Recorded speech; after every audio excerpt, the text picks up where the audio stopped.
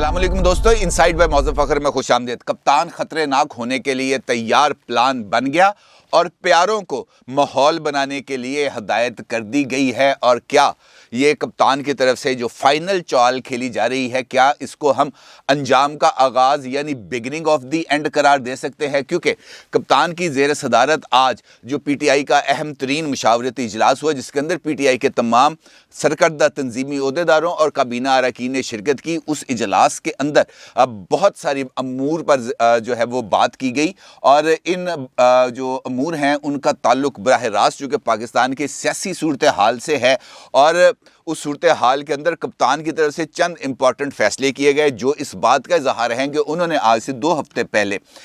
जो अवाम के साथ जो सवाल जवाब का उनका एक सेशन था, उसके अंदर जिस तरीके से अपने ख़तरनाक होने की बात की थी, क्या वो उस अमल पर अपने उस बयान को अमली जामा पहनाने के लिए मैदान अमल में आने के लिए तैयार है? और क्या उनका मैदान अमल में आना, पब्लिक मीटिंग्स करना, लोगों को अपने साथ इंटरेक्ट करना, लोगों को मोबलाइज करना, लोगों को सड़कों पर लेके आना, क्या उनके लिए अब सूदमंद होगा? और क्या जो इस वक्त पब्लिक मोमेंटम डेवलप हो चुका है एंटी इमरान प्रो इमरान, इन दोनों इंतहाओं के दरमियान, क्या इसके अंदर ऐसी कोई गुंजाइश पैदा हो सकती है जहां पे इमरान खान साहब अपने लिए किसी किस्म का कोई बेल आउट पैकेज डिमांड कर सके? इस सारी सूरत हाल पर तफसील के साथ आपके साथ बात करूंगा कि आज कप्तान की ज़ेर सदारत होने वाले इजलास में किन किन अमूर पर बात हुई और कैसे कैसे इस प्लान को आगे बढ़ाने की हिकमत अमली तय की गई। लेकिन उससे पहले एक और ख़बर है जो आपके साथ शेयर करूंगा, और वो ख़बर भी चूँकि इस्लामाबाद से जिसे हम कह सकते हैं कि मुतल्लिक है, और वहाँ पर एक और इजलास के अंदर जो अपोजिशन जमातों का था, वहाँ पर एक और सरकर्दा शख्सियत को टारगेट बनाया गया और उसके ऊपर शदीद नाराज़गी का इजहार किया गया। मामला कुछ यूँ है कि सेनेट के अंदर जो अपोजिशन जमातें हैं उनका आज फिर इजलास हुआ, और ये इजलास अपोजिशन लीडर यूसुफ रज़ा गिलानी साहब की ज़ेर सदारत हुआ। और ये इजलास इनफैक्ट उन्हीं इजलासों की कड़ी है, यानी सेनेट का में जो स्टेट बैंक ऑफ पाकिस्तान का जो बिल मंजूर हुआ था, उसके बाद से लेकर अब तक की जो पॉलिटिकल डेवलपमेंट है, एक तो इस इजलास के अंदर उसको भी गौर किया गया, और इसके साथ साथ स्टेट बैंक ऑफ पाकिस्तान की बिल की मंजूरी के अंदर चेयरमैन सेनेट सादिक संजरानी साहब के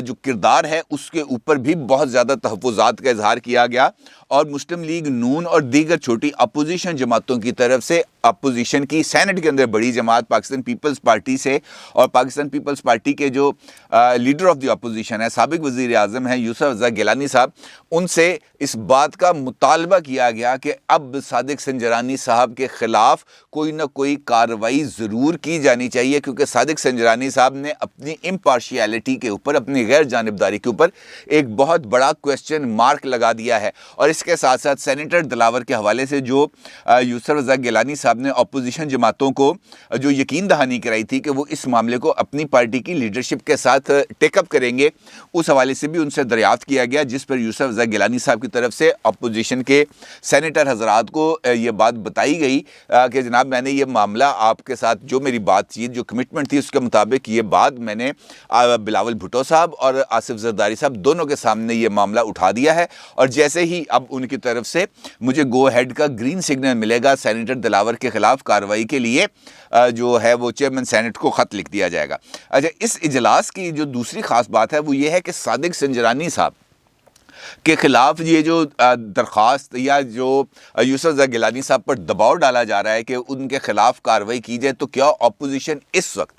सादिक संजरानी साहब, जिनके बारे में ये कहा जाता है, जिनके बारे में बल्कि कहा गया जाता है, ये बात तो इस्टेब्लिश हो चुकी है कि सादिक संजरानी साहब इस्टेब्लिशमेंट के पसंदीदा उम्मीदवार हैं, क्योंकि अपोजिशन अक्सरियत होने के बावजूद भी सादिक संजरानी साहब को हटा नहीं सकी थी, और यूसुफ रज़ा गिलानी साहब अक्सरियत होने के बावजूद चेयरमैन सेनेट नहीं बन सके थे। लिहाजा ये इसके अंदर तो कोई दो राय नहीं है। और इस मौके पर जब अपोजिशन नेशनल असम्बली में speaker national assembly Asad Qaiser और प्राइम मिनिस्टर इमरान खान के खिलाफ तहरीक अदम एतमाद लाने या उनको किसी और तरीके के साथ रुखसत करने के बारे में गौर व फिक्र कर रही है, इंतहाई इम्पॉर्टेंट मीटिंग्स हो रही हैं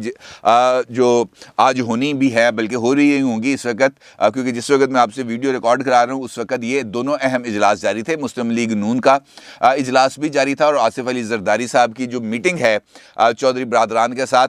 उसके हवाले से भी खबरें आ रही हैं। तो इसका मतलब यह है कि ऑन ग्राउंड पॉलिटिकल एक्टिविटी हो रही है। और इसके साथ साथ बल्कि ये भी एक इम्पॉर्टेंट डेवलपमेंट है कि मुत्तहिदा का वफ्द भी जो आ रहा है वो लाहौर आ रहा है, और कल उनकी शहबाज शरीफ साहब के साथ भी मुलाकात शेड्यूल है, और इसके साथ साथ उनकी मुलाकात हुकूमत के एक और इत्तेहादी मुस्लिम लीग काफ के सरकर्दा रहनुमाओं के साथ भी शेड्यूल है। यानी कुछ ना कुछ ऐसी चीज़ें पसे पर्दा हो रही हैं जिसकी हीट अब बहुत ज़्यादा महसूस की जा रही है। अब इस सारी सिनेरियो के अंदर यकीनी तौर पर ये जो ब्रेक थ्रू हुआ है अपोजिशन जमातों के अंदर ही इस सेटअप को हटाने के हवाले से, तो यकीनी तौर पर इसके अंदर किसी न किसी लेवल पर कोई ना कोई मुशावरत इस्टेब्लिशमेंट की शामिल है। और इस सूरत हाल में जहाँ पर नेशनल असम्बली के अंदर इन हाउस चेंज के ऑप्शन को आजमाने पर गौर किया जा रहा है, इसी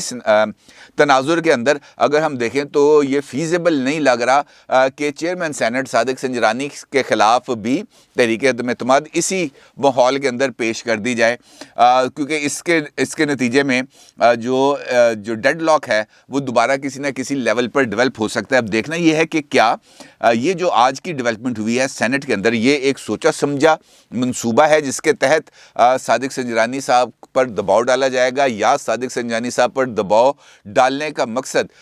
बीएपी को अपने साथ निगोशिएशंस के ऊपर लाना होगा। इसके पीछे यकीनी तौर पर कोई ना कोई पॉलिटिकल डेवलपमेंट ऐसी ज़रूर होगी जिसके नतीजे में मुस्तकबिल के अंदर कोई ना कोई रास्ता तलाश करना होता है, क्योंकि सियासतदान शतरंज की चालों की तरह अपनी चालें चलते हैं। वो पहली चाल चलते के साथ साथ आखिरी निशाना जहां पर उन्होंने पहुंचना है उसको भी ज़हन में रखने, लिहाजा कुछ इस किस्म की डेवलपमेंट्स भी हो रही होंगी। दूसरी जानिब हुकूमत है, और हुकूमत इस सारे सिनेरियो से यकीनी तौर पर, क्योंकि उनके पास इदारे भी हैं, उनके पास इंफॉर्मेशन भी है, मीडिया भी है, और इस वक्त मीडिया पर इंफॉर्मेशन फ्लोज भी बहुत ज़्यादा है। इस सारी सूरत हाल में उनके पास भी अब अगर हम देखें तो पेशबंदी के लिए मौके और जो प्लानिंग है उसकी अशद ज़रूरत है। और इसीलिए प्राइम मिनिस्टर ने चाइना से वापस आते ही यानी अगले दिन ही अपनी पार्टी का अहम मुशावरती इजलास बुलाया, और इस इजलास के अंदर जो इस वक्त पॉलिटिकल सिनेरियो है उसके ऊपर बड़ी तफसील के साथ बात भी की, और जो अपना जो उनका व्यू पॉइंट है वो भी उन्होंने शुरका के साथ शेयर किया। इस इजलास के अंदर इस बात का फैसला किया गया है कि इमरान खान साहब को अब सड़कों पर निकलना ही पड़ेगा, इसके अलावा पार्टी को ग्रास रूट लेवल पर एक मरतबा फिर मुनज़्ज़म करने, मोबिलाइज करने का और कोई चारा नहीं है, क्योंकि आज के इजलास में इस बात पर इत्तफाक पाया गया कि जनाब जो लोग जो पीटीआई के वोटर और सपोर्टर हैं जो वज़न आपकी बात को देते हैं वो किसी और लीडर की बात को नहीं देते, लिहाजा बेहतर ये है कि आप खुद मैदान में उतरे। 3.5 साल हो गए आपको ईवान वज़ीर आज़म में बैठते हुए और लोगों से और कारकुनान से कटे हुए। बेहतर ये है कि अब आप उस जो गैप है आपका और वर्कर के दरमियान और वोटर के दरमियान, इस कम्युनिकेशन गैप को ख़त्म करें, इंटरेक्शन करें, और इस इंटरेक्शन के नतीजे में पार्टी भी मोबिलाइज होगी। और अगर कल कलाम को तहरीक अदम-ए-एतमाद मंजूर हो जाती है, इन हाउस चेंज हो जाती है, या आपकी इक़्तिदार से किसी ना किसी तरीके से मार्च प्लान के नतीजे में ही फरागत हो जाती है, तो फिर आपके पास सड़कों पर आने और वो जो आपने खुद ऐलान किया था नेशनल टीवी पर आकर उस पर अमल दरामद करने का आपके पास कोई ना कोई रास्ता बच जाएगा। क्योंकि हंगामी तौर पे अगर आप सड़कों पर आएंगे तो फिर उसके नतीजे में लोग यही कहेंगे कि जनाब जब तक आप इक़्तिदार में रहे तब तो आपने हमें घास नहीं डाली, आपने मुंह नहीं लगाया, कभी आपने आवाम के साथ उनके मसाइल को जानने की कोशिश नहीं की, सिर्फ सेलेक्टेड टेलीफोन कॉल्स ही आपने वसूल किए, आपका वज़ीर आज़म आपके साथ में, इसके अलावा तो और कोई राब्ता नहीं था, आपके खुद अरकान असम्बली भी राब्ता नहीं करते। खैर, अच्छा, इस सारे सिनेरियो के अंदर इमरान खान साहब ने इस राय से इत्तफाक किया और उनका ये कहना था, उन्होंने हदायत दी अपने पार्टी लीडर्स को कि जनाब आपकी ये बात ठीक है, हमें आवाम के साथ इंटरेक्शन रखना चाहिए और हर एक सूरत हाल के लिए ख़ुद को भी तैयार रखना चाहिए और आवाम को भी तैयार रखना चाहिए। और इसके लिए बेहतर ये है कि हम फौरी तौर पर जो अवाम राब्ता मुहिम है इसको प्लान करें, और पहला अवाम राब्ता मुहिम का जो जलसा है वो 9 फरवरी को फैसलाबाद में منعقد کیا جائے گا اور عمران خان صاحب اس تقریب سے نہ صرف خطاب کریں گے بلکہ جو ان کا ایک انیشیٹو ہے صحت کارڈ، اس کا بھی فیصل آباد کی لانچنگ سیریمنی وہ کرنے جا رہے ہیں۔ فاروق حبیب صاحب کے ساتھ فیصل آباد ڈویژن کے اراکین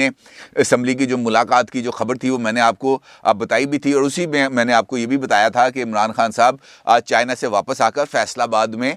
جائیں گے بھی اور اراکین اسمبلی سے ملاقات بھی کریں گے، اور یہ ساری صورتحال جو اس وقت ان کے سامنے پیش کی گئی تھی اس کا جائزہ بھی لیں گے۔ اب عمران خان صاحب نے 9 فروری کو فیصل آباد جانے کا فیصلہ کر لیا ہے، اور یہ کہا گیا ہے اس اجلاس کے بعد جو پی ٹی آئی کے لیڈرشپ ہے ان کی طرف سے کہ عمران خان صاحب نے کارکنوں کی خواہش پر عوام میں آ کر حکومت کی کارکردگی اور ترجیحات کو شیئر کرنے کا فیصلہ کیا ہے۔ اچھا، اس اجلاس میں اس بات کا بھی فیصلہ کیا گیا کہ ضلعی سطح پر جو پارٹی ہے اس کے کنونشنز کو منعقد کیا جائے گا، اور جو ڈویژنل ہیڈ کوارٹرز ہیں اور اہم ترین بڑے شہر ہیں وہاں پر عمران خان صاحب براہ راست عوامی اجتماعات سے خطاب کریں گے، یعنی وہ جو عوام رابطہ مہم ہے جو عمران خان صاحب کہہ رہے تھے، جس کا انہوں نے اندیا دیا تھا عوام کے ساتھ خطاب میں کہ میں سڑکوں پر لوگوں کو لے آؤں گا اور آپ کے لیے پرابلم کریٹ کروں گا، تو اب عمران خان صاحب نے یقینی طور پر اس بات کا فیصلہ کر لیا۔ اب اس بات کا فیصلہ کرنے کے پیچھے وجہ کیا ہے، یہ بھی ایک امپورٹنٹ سوال ہے۔ اگر آپ کو یاد ہو کچھ دن پہلے میں نے آپ کو بتایا تھا کہ 4 حکومتی ایسے وزراء ہیں یا عمران خان صاحب کے قریبی جنہوں نے اسٹیبلشمنٹ کے ساتھ رابطہ کیا تھا اور ان سے کوئی درمیانی راستہ کو معافی تلافی کے حوالے سے بات کی تھی، اور وہ جو گفتگو تھی جو عمران خان صاحب نے اپنے ایک اجلاس میں کی تھی، جب وہ لیک ہو گئی وہاں تک پہنچ گئی بڑوں تک اور پھر انہوں نے اس بات کا برا منایا، اس کے بعد سے یہ معافی تلافی والے سلسلے کا آغاز ہوا۔ تو اس کی وجہ، اس کا جو جواب ملا رابطہ کاروں کو جو عمران خان صاحب کی طرف سے اس طرف کے رابطہ کاروں کے ساتھ مل رہے تھے، تو ان کو جو جواب ملا وہ یہ تھا کہ خان صاحب تو خود یہ بات کہتے رہے ہیں کہ وہ باس ہیں، ٹویٹ بھی انہوں نے کیا ہوا کہ وہ باس ہیں، تو باس جو ہے وہ معافی نہیں مانگتا، باس جو ہے وہ درمیانی راستے نہیں نکالتا، باس صرف فیصلے صادر کرتا ہے اور اپنے فیصلوں پر عمل درآمد کراتا ہے، لہٰذا یہ معافی تلافی والی کوئی بات نہیں۔ اور یہ پیغام چونکہ باس کے حوالے سے وہ جو جملہ اگر آپ کو یاد ہو جو بولا گیا تھا، جو ٹویٹ کیا گیا تھا جب یہ انہوں نے D G I S I lieutenant general Nadeem Ahmed Anjum صاحب کی تقرری کے حوالے سے جو عمران خان صاحب نے ٹویٹ کیے تھے، اس سے جو تاثر مل رہا تھا وہ یہی تھا کہ آئی ایم دی باس، لہٰذا میری بات کو مانا سنا جانا چاہیے۔ تو انہوں نے کہا جناب آپ باس ہیں، بس ٹھیک ہے، ختم ہوگی بات۔ لہٰذا اب یہ والا جو جواب آیا ان کی طرف سے کہ جناب آپ باس ہیں، باس درمیانی راستے نہیں تلاش کیا کرتے، باس معافی تلافی نہیں کیا کرتے، باس پیچھے نہیں ہٹا کرتے، تو انفیکٹ یہ بھی اس بات کی طرف واضح پیغام تھا کہ آپ نے جو بات کہی تھی کہ سڑکوں پہ آئیں گے تو موسٹ ویلکم، یہ گھوڑا اور یہ گھوڑے کا میدان آ جائیں اور دیکھ لیتے ہیں کہ کیا معاملات آگے بڑھیں گے اور کس طریقے سے آگے بڑھیں گے۔ تو اس کا مطلب یہ ہے کہ آنے والے دنوں میں، آنے والے ہفتوں کے اندر ہم بہت تیز رفتار پولیٹیکل ڈیولپمنٹس دیکھیں گے۔ ہو سکتا ہے کہ ایک ویلاگ آپ سنیں اور اگلا ویلاگ آنے تک پولیٹیکل سینیریو کے اندر کوئی ٹوسٹ آ چکا ہو یا کوئی اور بڑی خبر آ چکی ہو جو کسی بھی وقت آ سکتی ہے، فروری کے لاسٹ ویک میں یا مارچ کے پہلے ہفتے کے اندر۔ جو مارچ پلان ہے عمران خان صاحب کا وہ انہوں نے ایگزیکیوٹ کرنے کے لیے تیار کر لیا ہوا ہے، اور وہ جو ان کا فیصلہ ہے وہ یقینی طور پر بہت ہی زیادہ جسے ہم کہہ سکتے ہیں کچھ اثرات لیے ہوئے ہوگا، اور وہ اثرات